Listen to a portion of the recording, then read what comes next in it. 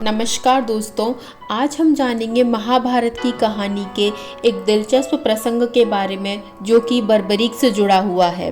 बर्बरीक महाभारत काल के सबसे शक्तिशाली योद्धाओं में से एक था। उसको लेकर यह मान्यता है कि अगर उसे मौका मिलता तो 1 मिनट में ही अपने बाणों से महाभारत की पूरी लड़ाई को खत्म कर देता। बर्बरीक दरअसल घटोत्कच अर्थात भीम का बेटा था और माता अहिलावती का बेटा था। बर्बरीक की माँ अहिलावती उसकी गुरु भी थी और युद्ध कला उसने अपनी माँ से ही सीखी थी। बर्बरीक को भगवान शिव में बड़ी आस्था थी। उनके तप से प्रसन्न होकर भगवान शिव ने उसे 3 दिव्य बाण दिए थे। भगवान श्री कृष्ण युद्ध में पांडवों के साथ थे, जिससे यह निश्चित जान पड़ रहा था कि कौरव सेना भले ही अधिक शक्तिशाली है, लेकिन जीत पांडवों की ही होगी। ऐसे में बर्बरीक ने अपनी माता को वचन दिया कि युद्ध में जो पक्ष कमजोर होगा वह उनकी ओर से लड़ेगा। जब भगवान श्री कृष्ण को बर्बरीक के 3 बाणों के बारे में पता चला तो वे बर्बरीक से मिलने पहुंच गए। तब श्री कृष्ण ने बर्बरीक से कहा कि हम जिस पीपल के वृक्ष के नीचे खड़े हैं, अपने बाण से उसके सभी पत्तों को छेद कर तो मैं जान जाऊंगा कि तुम एक बाण से युद्ध का परिणाम बदल सकते हो। बर्बरीक ने चुनौती स्वीकार करके भगवान का स्मरण किया। उतने समय में भगवान श्री कृष्ण ने उस पेड़ के एक पत्ते को तोड़कर अपने पैरों के नीचे दबा लिया। जब बर्बरीक ने बाण चलाया और पीपल के सभी पत्तों को सफलतापूर्वक भेदते हुए श्री कृष्ण के पैरों के चारों ओर घूमने लगा और फिर उस बाण ने भगवान श्री कृष्ण के पैर को भेदते हुए उस पत्ते को भी भेदना चाहा। यह देख बर्बरीक ने उस बाण को रोककर श्री कृष्ण से माफी मांगी, कहा कि पता नहीं ये पत्ता अचानक से नीचे क्यों आया। तब श्री कृष्ण ने कहा कि यह पत्ता मैंने ही जानबूझकर अपने पैरों के नीचे दबाया था।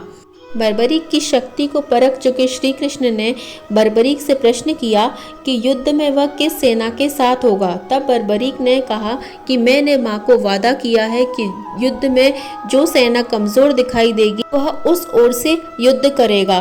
तब श्री कृष्ण ने बर्बरीक को समझाया कि यदि वह पहले पांडवों की ओर से युद्ध करेगा तो कौरव सेना कमजोर हो जाएगी।